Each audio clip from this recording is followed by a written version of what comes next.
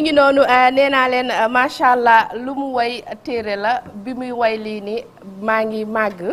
te may gën a màgg every time saa yoo déggee woy bi mu doon lu bees jigéen kenn du ko toraxal ndaxte nag wax dëgg neex yàlla danga koy xool ci sa yaay nga xool ko ci sa rakk nga xool ko ci sa mag ndaxte nag ñun nag dëgg neexul nag yàlla moo ñu teral ndaxte man nee naa ñun we are the world ndaxte wax dëgg neex yàlla yàlla dafa def ñun ñooy the life givers ñun ñooy accoucher ñun ñooy yar xale yi ñun ñooy tette góor ñi ndaxte tey góor bu fi sakkan góor su ma nee sakkan mooy góor boo xamante ni su waree doon something in his life mu am jigéen boo xamante ni yërëm na jigéen bi ndaxte kat ñun miroir lañ loo ñu jox loolu lañ lay delloo ba tax na góor ñi ngeen gën a góorgóorlu si ñun bu baax a baax ndaxte kat jigéen boo ko taxawoo yàlla taxawu la boo ko mayee benn mu daal di la may fukk boo ko toroxalee yàlla da koy daal di jël multiply ko by 100 teg ko sa kaw kon ba góor ñi gën leen a góorgóorlu tuuti même ñun sax suñu biir ñun jigéen yi neen ñunu kese nañu gën a góorgóorlu si suñu biir surtout ñun the younger generation damay insister toujours si ñun the younger generation mooy ñun la jeunesse parce que ñun ñooy the avenir ñun ñooy future bi ndaxte boo xoolee thème bii nii mooy digital instant bi si digital bi la yëpp di xewee digital bi la nit di réussir si digital bi la nit di yàqoo life am lépp yàqu everything is just going in the shatters you know am yoo xamante ni wax dëgg neex yàlla mun naa ñàkk xam naa si kanam tuuti dinañ si xuus waaye xam ngeen rek ne ñi nga xamante ne ñooy suñu ay partenaires di Orange dañ leen di sargal ñoom tamit di leen sant di leen gërëm ñoom tamit ñu nekk ñoo xamante ne toujours dañuy taxaw jigéen ñi ñoom tamit xam ngeen ne li nga xamante ni mooy the mega win chaque jour am nga chaque semaine rather am nga possibilité gagner 1 million francs francs CFA bu fekkee da ngay continuer di jouer mën nga dem ba am 10 millions pour képp koo xamante ni commencé go di jouer li nga xamante ni mooy the mega win go ahead you have the chance to win 1 million chaque semaine wala mën nga am 10 millions incha allah mi ngi noonu kii ñi nga xamante ne ñooy Harmonia man sama kër moom laay use donc man I can talk about it Harmonia détergent la boo xamante ni sa kër lu mu tilim lu mu tache ak nu munti mel xet boo xamante ne xam nga surtout boo dëkkee ci appartement dafay xat da ngay di jël Harmonia nga use ko sa kër is going to read dafay am fraîcheur boo xamante ni macha allah riz patron bi nga xamante ni dafa wér sakkan pour yéen ñi nga xamante ni ñi sant Jaañ ak Jàll ñi sant Jaañ ak Fall ak Dieng daw leen gaaw uti riz patron moom tamit riz boo xamante ni la dafa yomba digest waaye waa Yelitera soow bi nga xamante ni mag ñi bëgg nañ ko xale yi bëgg nañ ko mu doon loo xamante ni baax na ci suñu wérgu yaram torop noonu rek xam ngeen ne Midi Plus nu muy faral di demee sama càmmiñ bi Pape Cheikh oh my god I miss you my love waaye tey moom xam naa yaa ngi toog di ma seetaan xam ngeen rek na Midi Plus dañuy am ay éléments yoo xamante ni dañuy faral di ànd ak rédaction bu groupe Futur Média waaye Télé Futur Média TFM am na benn élément boo xamante ni Aminata Mbara Sow moo ñu ko defal ànd ak benn professeur boo xamante ni jigéen bu mun góor la dañuy dem seetaani élément bi buñ dellu see ñu gën a yaatal. gën a wóor. ci bureau bi ñu fekk fii soxna si di Ndeye Aram Boy Faye soxna si moo jiite autorité sénégalaise de radioprotection et de sûreté nucléaire. ay ferñeent la yoo xamante ne dañuy génne doole boo xamante ne bi dañu am doole boo xamante ne bi mën nañ ko jëfandikoo ci fànn bu bari doole boobu source yooyu am mën nañ ko jëfandikoo ci mbirum pàcc loolu mooy fànn bi nga xamante ne bi mooy fànn bi gënul ci utilisation nucléaire ndax doole bi dafa jéggi dayo mën na tas dëkk ci quelques simili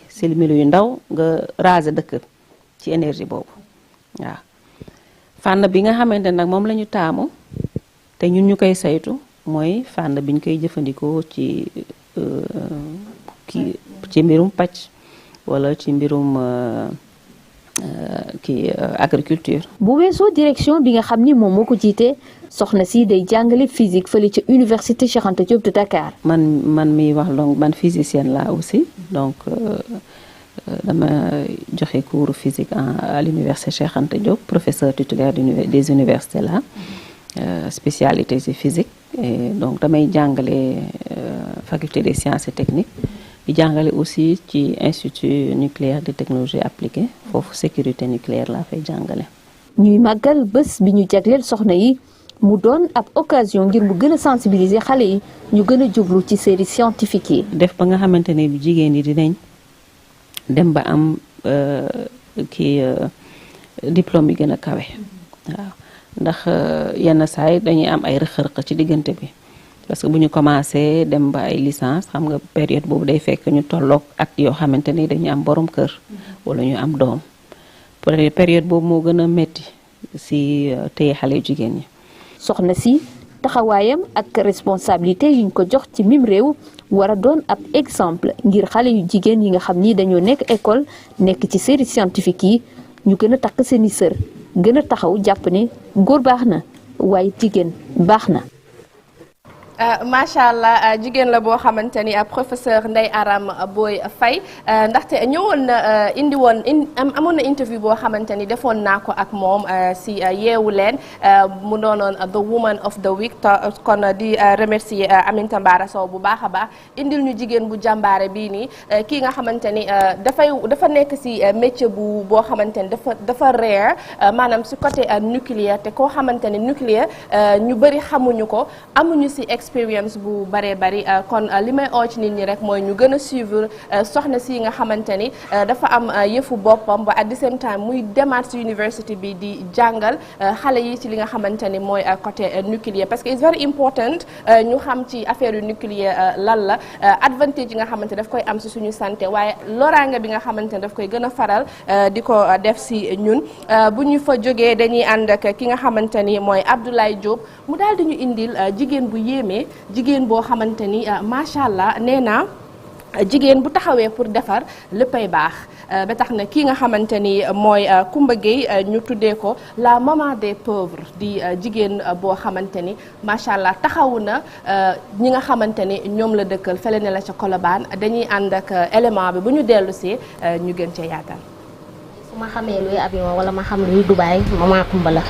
dama fiy ñëw. ma ne ko daa Coumba aw ma liggéey mu yóbbu ma place bu baax maa ngi feyeeku sama salaire bu baax di dimbali samay waajur di dimbali samay rakk yi. sama lépp la. saa yu sama bët xonqee rek si moom laa jël. maa ngi koy sant di ko gërëm man mu ma defal moom mun ma koo fay yàlla moo ko koy fay. ñoom ñëpp di nettali ni ki tax ñu am liggéey mooy jigéen ji nga xam ni mënul jug sax fi mu tëdd ci kaw lalam bi fi la mère Coumba Gueye du doge bu mu gàcce yu bëri. loolu daal mbirum yàlla la fu mu nekk nii. loolu mbirum yàlla la parce que instant yi nii duma xalaat lii wala laa aw ma xalaat. jëm nañ ko teg ci chaise bi ngir waxtaan ak moom waaye nes tuuti rek jàngoro ji daaneel ko ñu mujj tegaat ko ci kaw lalam bii di bureau. bi ma gëjee dox nag yàgg na 76 laa gëj a dox parce que lii daf ma dal sama yoonu école dama fa xas salu école baa ngi ni sama ginnaaw. Misara Colobane mais léegi Moustapha Cissé lañ ko tuddee faxa salu rek fekk Bata Colobane mu ngi fi loolu rek ma faxa salu am na ku ma yëkkati ma jàll beneen yoon may wàcc ci escalier classe bi 4e ma boreeku affaire bi loolu la ma ñëwee daal su ma defee 6 mois hôpital su ma génnee daal affaire bi daf may daanelaat ma delluwaat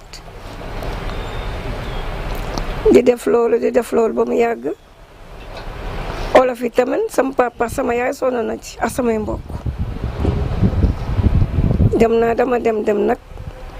ba ñu xam ne léegi mbiru yàlla la daal comme ni ma la ko waxee. bu fekkee amul boroom kër wala ay bant njabootu ay magam ñooy njabootam seede yi nit ñi def ci moom. mujj tooyal xol yu bari yaayam bi ko jur moom manul sax sànn ci ay kàddu ndax xol bu fees. daal ba mënoo wax daal. mënoo ma wax. baat bi bañ na. waxee kat tur. doy na.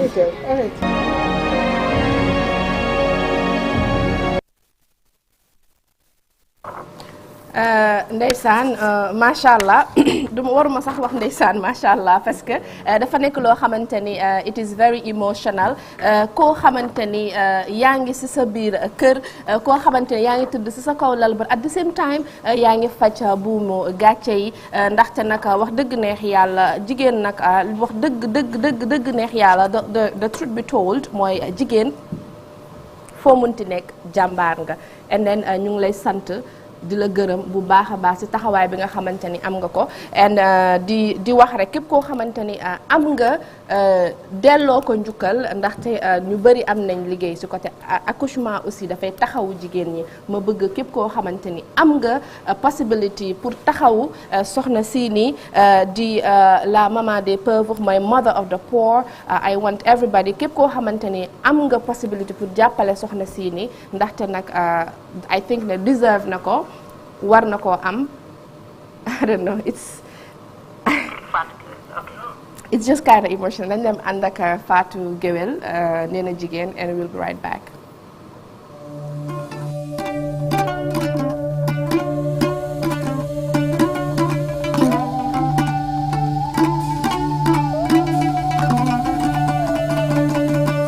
sama gaañi wax ci benn la.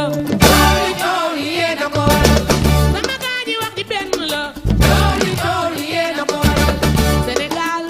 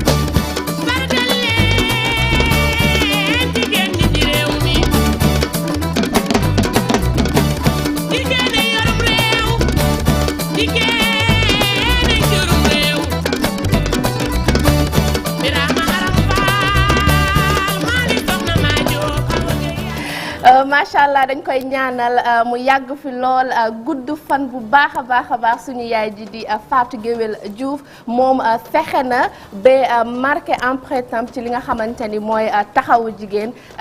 célébrer jigéen waaye sargal jigéen at the same time wane joxe li nga xamante ni mooy valeur jigéen waaye surtout as a pan african as an african ndaxte Fatou Guewel ci solu ba Fatou Guewel ci yar ba Fatou Guewel ci teggin ba Fatou Guewel ci dal bi ak tey loolu nga xamante ni képp koo xamante ni as a young person war ngaa mën a jàng ci moom bu baax a baax nee na jigéen dañ koy sargal nee naa leen ñun ñooy àdduna ñun ñooy the world ndaxte yàlla dafa gën a seet li nga xamante ni nee na su ma ko yenee góor ñi duñ ko attan mu teg ñu ko ñun ñu daal di ko nangu te nag wax dëgg neex yàlla jigéen day boole liggéey boole accoucher boole këram boole social surtout ñax bu fekkee da ngay sëy yaa ngi sëy ak waa kër gi sëy ak sa jëkkër sëy ak everybody around at the same time da ngay sëyaale ak sa bopp parce que toujours yaa ngi bëgg fexe look beautiful yaa ngi bëgg fexe nan ngay def pour rester comme ni nga mel kon boo ko jigéen ñi gàcce ngaalaama nee naa leen tey li nga xamante ni mooy thème 2023 bii nii mooy digital innovation and technology for gender equality ba tax na nee na tey the 8 mars mooy the 8 of March bi nga xamante ni ñun ñi fi toog ci plateau bi yëpp ñun ñooy avenir u Sénégal ñooy avenir u Afrique waaye ñooy avenir u àdduna bi ndaxte ñun ñëpp ci génération digitale la ñu nekk sànq nee naa leen dinaa fi am macha allah jigéen boo xamante ni moom tamit xale la ndaw la waaye mu daal di gëstu jàng lool ci li nga xamante ni mooy côté digital journaliste la sama naataango journaliste la nekk scénariste at the same time nekk planificatrice su fekkee ne da nga am anything loo xamante ni da nga ko bëgg organise boo ko waxee dina la defal say plan ci côté events waaye at the same time mu nekk consultant en communication digitale pour ministère de la culture et du patrimoine histoire. Hello. Hello, Hawa. Welcome. Comment tu vas? Ça va bien. Ça va, c'est un plaisir de répondre. Happy International Women's Day. Merci, à toi de même. De la souhaiter bonne journée internationale de la femme. Thank you. Naam du fête. Non, du fête tey journée de revendication la chaque fois dama koy wax te xam naa ne sama naataango fi toogal di Gabrielle di une sœur une amie elle partage le même avis que moi di nuyu téléspectateurs yi ñu suivre ci TFM muy à travers la chaîne de télévision et à travers les réseaux sociaux am mbégte loolu toog ci plateau bi ak yow di la remercier yi tamit ci invitation bi. Thank you so much Maria yow tamit xam naa ne tey moom waxtaan bi dina neex lool ndaxte ku neex moo toog ak man ni xale bu jigéen boo xamante ni ku xam ay valeur am koo xamante ni dafa xam li nga xamante ni mooy droit des femmes koo xamante ni xam na ne ndaw la waaye li nga xamante ni maa ko moom kenn duma ko xañ Gabrielle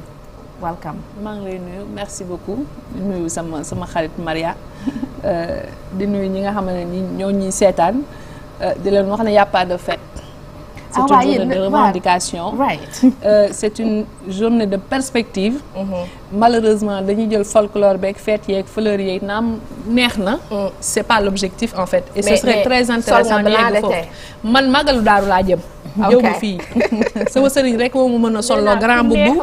ak sama col bi ma gàddu sama sëriñ rek ko mën a am ci man. dëgg la waaw man kenn mësuma gis ma sol grand boubou. moo ma jaax waaw daaru rek laa dem sol grand boubou fa laa jëm loolu moo tax mais fête bi taxul de fête amu fi lu ñuy fête amu fi. lu ñuy fête amu fi. dañoo dëkk ci di ñu toroxal jigéen ñi ci réew mi dañoo dëkk di dóor jigéen ñi dañoo dëkk di ñu suufeel. civilement parlant socialement parlant. juridiquement parlant donc nous sommes le dernier pays boo xam ne dañoo war a fêter 8 mars ñun. ok loolu mooy sa. nous sommes le dernier pays dans ce monde là. sa gis-gis right yéen seen i gis-gis ndaxte boo xoolee suñu exemple suñu yaay yi dañu naan sa journée internationale des femmes kon boo ko ñun ñëpp tey dañu war a recevoir ay cadeaux tey dañu war a def nii dañu war a sargal ci loolu dañu war a yëkkati dañu war a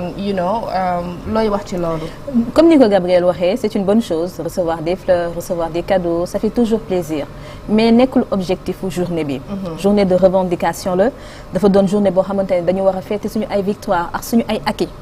en termes de droits des femmes sur ce point je suis d'accord que ñu tuddee ko fête mais boo seetee ba ci biir tamit dafa doon benn journée boo xamante ne dañu war a def taxaw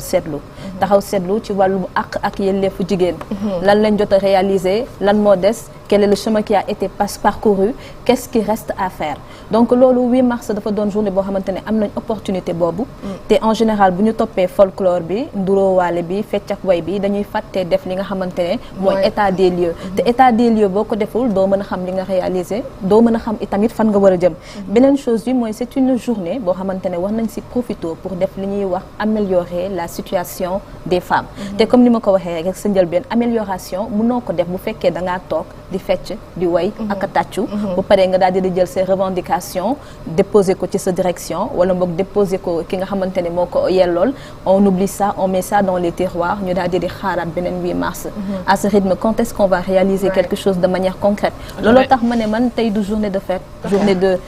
journée wu taxaw seetlu la journée waxtaan la journée xool ñun jigéen ñi lan lañ jot a réaliser yàlla nañ yokk suñu ay droits est-ce que les droits de la femme au Sénégal sont en train d'avancer wala boog dañoo nekk di régresser tey rek lañ ko mën a waxtaanee tey lañ si war a saytu góor ñi tamit may waxtaan ak ñoom parce que gis nañ ne que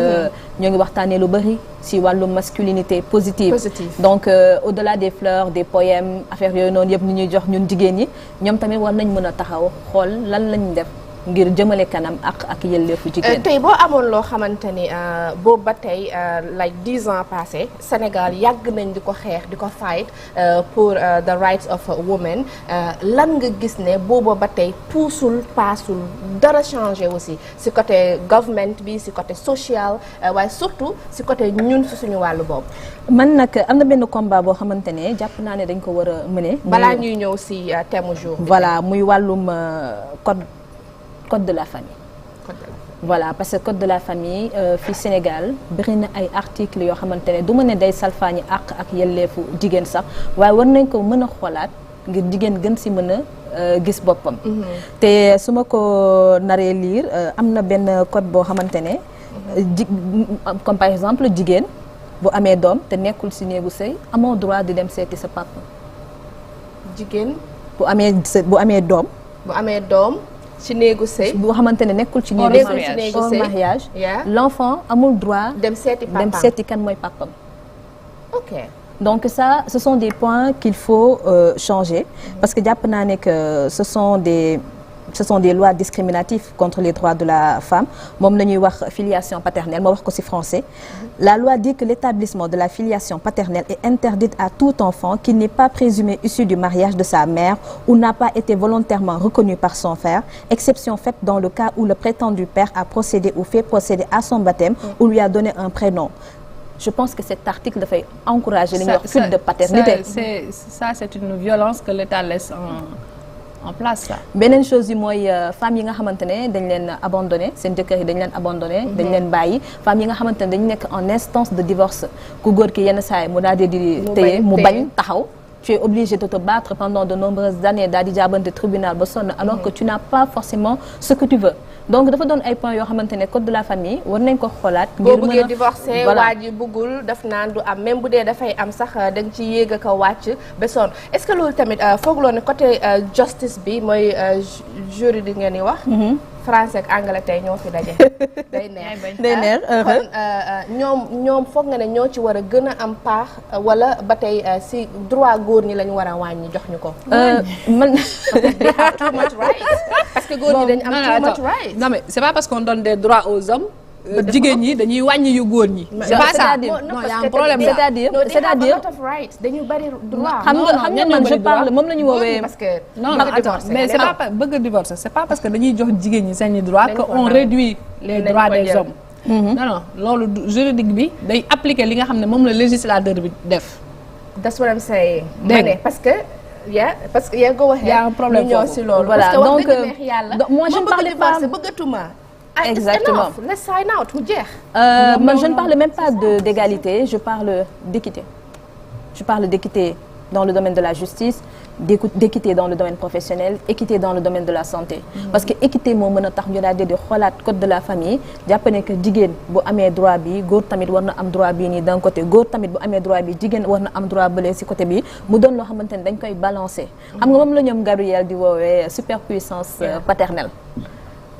voilà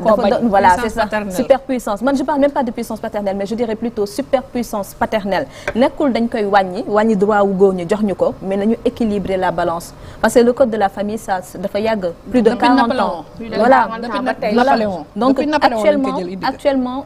il est temps ñu daal di ko xoolaat ñun peut-être que suñu ministère de tutelle moom la ñuy waxtaanal en tant que femme mooy ministre de la femme mu daal di mën a combat boobu noonu ngir jigéen ñi mën a gis seen bopp ci code de la famille nekkul dañoo bëgg a xeex pour wàññi droit wu góor ñi nekkul dañoo bëgg a xeex pour tolloole suñu bopp ak góor ñi nekkul dañoo bëgg a xeex pour nekk au-dessus des hommes parce que dañu nekk benn société bu am ay réalités et dans ces réalités là góor fi mu nekk duñ ko dindil loolu jigéen tam fu mu nekk duñ ko dindil loolu waaye boo demee ci wàllum justice dem ci wàllum santé dem ci wàllum le milieu professionnel yaakaar naa ne war nañ mën a teg li nga xamante ne góor ak jigéen naam bu ñu tolloolewul sax ñu xam ne boo ko gisee fii doo am lenn looy reprocher loi bi doo am lenn looy reprocher société bi doo am lenn looy reprocher gouvernement yi loi yi nañ ko teg de telle sorte que les hommes en profitent positivement et les femmes en profitent positivement et que kenn du mën a noot sa moroom en te basant sur des lois. Right kon gender equality bi. exactement boobu ba tey ñu ngi koy fight. kon Gabriel deuxième question bi ma laaj Maria laa lay laaj booba ba tey lan lu différent peut-être from moom li mu wax nga gis ne ba tey government bi adduna bi surtout Sénégal. joxuñu ko jigéen ñi boobu ba tey. xam nga boobu ba tey malheureusement Maria li mu je partage sa position. boo gisee ñu ne juridique bi justice day appliquer li nga xamante ni moom la législateur bi def maanaam la ñu décider assemblée nationale justice bi ñoom dañuy appliquer rek la leen assemblée nationale jox loolu la ñuy appliquer assemblée nationale ña fa nekk ñan ñoo leen di fal ñun te ña fa nekk ñëpp defe naa ne ay jigéen a leen mobiliser bu ñu faloo jigéen ñi ñoo leen fal ñoo leen organiser donc je peux pas concevoir que ñu nekk ay jigéen di dajale di woote di votel ay góor yoo xam ne saa ñu toogee ñi gën a noot droit des femmes li muy wax la superpuissance paternelle nga jur doom nekk ci bu mu sëy ñu ne la doom ji amoo ci benn droit yow boo bëggee voyager dem Maroc ñu ne la xale bi du génn Sénégal parce que papa ji dafa war a jox autorisation bu bëggee jël xale bi soxlawul sa autorisation day jël doomam yóbbu mais yow mi ko ëmb wasin ko mënoo jël xale bi yóbbu ko te tàggu woo papa ji donc c'est-à-dire que da ngay ëmb doom jur ko yar ko léeg-léeg nga dundal ko jàngal ko sonn si moom justice taxaw ne la amoo ci benn droit loolu dañ ko war a xeex te malheureusement li muy wax les femmes sont victimes en fait les droits des femmes sont victimes des ambitions des politiques fii ku fi bëgg a falu da ngay jël jigéen ñi utiliser ba pare sànni leen folklore bi nag moom la ñuy naxee nduróole yi pain yi sandwich yi ñu ñëw tàccu parce que en fait à un moment aussi il faut prendre le courage les combats doo toog ñu lay xeexal dara boo ko bëggee da ngay jug xeex góor ñi duñ ñu ko yombalal parce que ils sont dans une position de confort te confort aussi boo ci nekkee nga doylu ci ñoom dañ ciy doylu ils vont pas nous céder du terrain mais ñun ñoo war a dem dëggal suñu bopp taxawal suñu bopp mais il n'y a jamais un courage politique parce que jigéen du fi taxaw am courage politique de lii dama koy dindi dañ lay plan léegi teg la fële parce que dañu naan cette femme là elle est un danger pour nous les hommes bu ñëwee dina may fekk fit yeneen jigéen ñi donc dañ lay écarter donc loolu c'est un courage politique que ça demande te yaakaar naa ne le courage politique ñi ko am ci réew bi bariwuñu parce que on est quand même victime de la lâcheté des hommes politiques bu ñu yëkkatee benn loi nar ko def ci jigéen ñi dañ koy tegaat parce que arrangé wul ñi nga xam ne ñooy seeni électeurs arrangé wul ñi nga xamante ne ñooy le monde maraboutique mais je ne pense pas que le monde maraboutique ñoom dañu contre ak yelleefu jigéen parce que boo demee waxtaan ak ñoom nga dégg leen ñoom sax léeg-léeg ñoo gën a jox ñi nga xamante ne ñoo toog ci république bi ak yelleefu jigéen donc c'est une question de volonté les hommes politiques sénégalais n'ont pas la volonté de développer les droits des femmes parce que ça les arrange donc nag ñun sénégalaises yi ñun ñoo war a ñëw gën a wax ci loolu gën a fekk si leen ci terrain bi ñu bàyyi bëgg lu yomb parce que toog kër ga ñu lay jox di la financer bu yàggee doo avancer sa doom du avancer et puis la société sénégalaise n'avancera pas man dama am benn philosophie man Awa Gaye personnel nee naa boo nekkee ak sa jëkkër sa kër moom muy provide di la jox chaque jour añ reer ndekki fay courant fay lépp maara day taali bu génnee àdduna instant boobu noonu yow defoo dara nga toog di dépendre su loolu sa doom nu muy def bés boobu xanaa du añ wala du reer wala life am dafa war a gàtt foofu dafa war a yem parce que kenn moomul sa bakkan waaye at the same time nga toog foofu noonu xale boobu noonu fierté la tey papaam jëndal ko benn téléphone yow nga jóge fele nga jënd puce nga def ci crédit loolu is something loo xamante ne foog naa jigéen bu nekk war na ko bàyyi xel et Gabriel instant bii nii est-ce que xam nga ne xale jigéen yi comme avant ñu bari dañu daan toog di xaar ci góor ñi but instant bii nii est-ce que xam nga xale yi da ngay gis koo xamante ni jàng na university am ay diplôme am but right now lu muy def mooy entrepreneuriat xaarut rek di liggéey di fayeeku weer waaye mi ngi jéem a toujours am di yokk ci boppam. Oui, mais entrepreneuriat faut pas exagérer non plus ah. Ça c'est des politiques publiques politiciens yi di ñu ray ak gouvernement bi di ñu ray entrepreneuriat. non xaaral ma ñëw rek def ak government bi. lii non mais attends écoute-moi boo ma dégluwul doo xam. non mais xam nga je veux dire que entrepreneuriat c'est pas nouveau. C'est le mot qui est nouveau on nous vend le mot. That's what I'm saying. ma ne affaire bi du comme côté government bi instant bi. non comme ñu waxtaan ñun entre. tu m'as pas compris de boo ma dégloo ba ma pare tu vas comprendre. ma ne le mot entrepreneuriat bi ñuy jël def marketing bi di ko fësal. ay activités gouvernementales ay fondation di ñëpp naan entrepreneuriat féminin c'est le mot qui est nouveau suñu maamaati maam yi ba ñuy jaay gerte ci buntu kii bi ça fait des siècles que des femmes entreprennent dans ce pays c'est le mot minu loolu laa la wax donc entrepreneuriat c'est pas nouveau dara beesul xam nga lan moo bees politique publique yeeg financement yeeg modalité digitale yi loolu moo bees mais suñu maam yi yàgg nañoo jaay jën ci marché bi loolu c'est de l'entrepreneuriat maire yi yàgg nañoo jaay cere maire yi yàgg nañoo dem marché yàgg nañoo xëy dem Soumbédioune ils ont pas attendu qu'on invente tubaab yi inventé ñu le mot entrepreneuriat pour ñu liggéey donc il faut arrêter de se limiter sur des slogans on nous vend des slogans ça a toujours existé les femmes n'ont pas attendu que ñu inventé mot bi pour ñu liggéey yow si say maam sax am na ñoo xam ne dañ doon jaay donc les femmes ont toujours travaillé xam nga la leen laaj qu'ils nous donnent les droits de travailler plus parce que tey jigéen ñi ngi gën a jàng boo demee université jigéen ñi bari nañ fa ña nga fay liggéey léeg-léeg nga dem ci classe jigéen ñi ñoo gën a ay góor ñi léegi ñoom ñoo fa ëpp donc tey le monde moderne moom moo nekk di tënk jigéen ñi mais dans le temps jigéen ñi ñoo yoroon réew mi on oublie que ce pays cette société elle est matriarcale. Exactement c'est là où réew mi jigéen ñi ñoo ko yoroon on a inversé les rôles à force de vouloir jël li nga xam ne moom la ñu tubaab bi jaayoon mais c'est une société matriarcale basée sur les femmes à la base mais ñun nag ñoo xulle ba góor ñi wëlbatiku loolu utiliser li nga xamante ne mooy li ñu tubaab bi di jaay et c'est des slogans en fait même li ñuy wax masculinité positive tout ça là c'est des slogans bidons il y a rien derrière on n'a pas attendu ça pour le faire yow sa papa c'est quelqu'un qui man su ma toogee fii di wax c'est parce que mon père m'a laissé aller à l'école mu jàngal ma école privée xaarul tey ñu inventé il y a 2 ans masculinité positive pour ma toog fii yow sa papa bi mu la yóbbu école dafa xaar ñu wax masculinité positive donc il faut arrêter les slogans bidons pour nous dire des choses cette société-là les gens travaillent et ils n'ont pas attendu leur slogan bidon c'est un slogan bidon li may wax côté entrepreneuriat amul dara peut-être pour loolu ci opinion wax dëgg is respected waaye amul woon pour dara pour def ak government c'est comme ñun les jeunes filles. Je comprends parfaitement affaire jënd ak jaay. Exactement da ngay gis koo xamante ni à dépendre vie wam rek si diplôme yu muy am wala ok damay jàng ba dee tey pour mun a. créer li nga xamante ni mooy employment wala self development Maria. man balaa may ñëw ci entrepreneuriat bi damay rebondir si benn point boo xamante ne Gabrielle daf ko développé sànq. mooy l'implication des femmes dans les instances de décision politique. C'est important. Parce que il ne faudrait pas que l'on continue à di campagne jigéen ñi si tàccu fecc dem voter ji drôle indi une masse et je suis ravie aujourd'hui de voir une génération de femmes yoo xamante ne dañuy évoluer ci terrain politique bi de manière responsable de manière très professionnelle am impact ci seen société te jàpp naa ne jigéen bu amul engagement politique xëy na yenn loi yi ak yenn xeex yi mu bëgg a xeex du ko mën a def donc pour que nga yegg ci yenn yi foog nga nangu engagé wu politiquement daal di ci dugg ce n'est pas seulement une affaire d'homme et man am na loo xamante ne dama koy ñaawlu ci wàllum politique muy ŋàññante bi ñuy wax ju ñaaw ji saagawante bi jàpp naa ne les femmes elles n'ont pas besoin de suivre ce schéma qui est établi par les hommes parce que am nañ loo xamante ne xëy na góor ñi amuñu ko muy intelligence émotionnelle les hommes vont m'excuser mais c'est le cas en matière d'intelligence émotionnelle jigéen moo ko ëpp góor donc loolu war nañ ko mën a utiliser sur le plan politique de telle sorte que ñun li ñu bëgg a am muy maanaam ñongal wàllum ak yelleefu jigéen dina mën a dem mais loolu pour ñu am ko foog ñu nangu génn ci schéma yi nga xamante ne moom lañ nekk à la base muy être benn genre bétail électoral bu góor ñi di utiliser bu homme yi di utiliser juste pour atteindre le pouvoir même bu fekkee ne am nga nekk nga jigéen def engagement politique comme ni ko Gabriel waxee dañ lay xeex mais àdduna dara xëyul yemb donc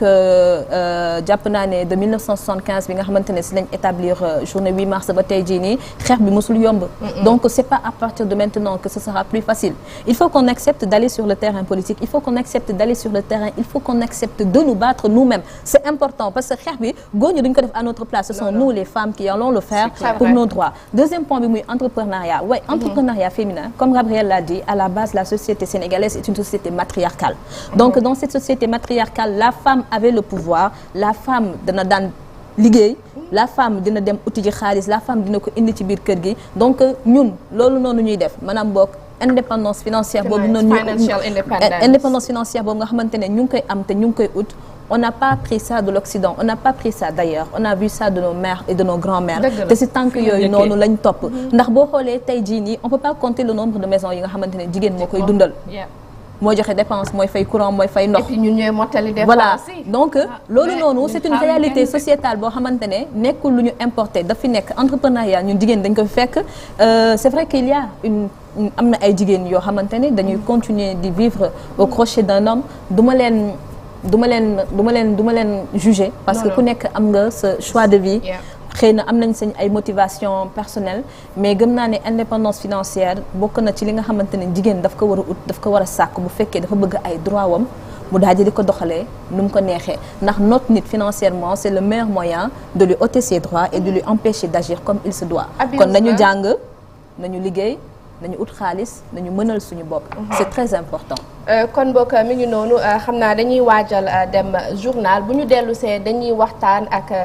nee naa leen tey dafay neex parce que I have Maria Diop a journalist and a digital communication expert waaye am nañ Gabriel bi nga xamante ne moom tamit macha allah loo ko tegal dina ko ak yu ba mu neex fightal droit des femmes kon mbokk bu ñu ñëwaatee rek dañuy dem directement ci li nga xamante ni mooy thème 2023 bi mooy innovation and technology for gender equality ñu dem seetaani journal and we'll be right back.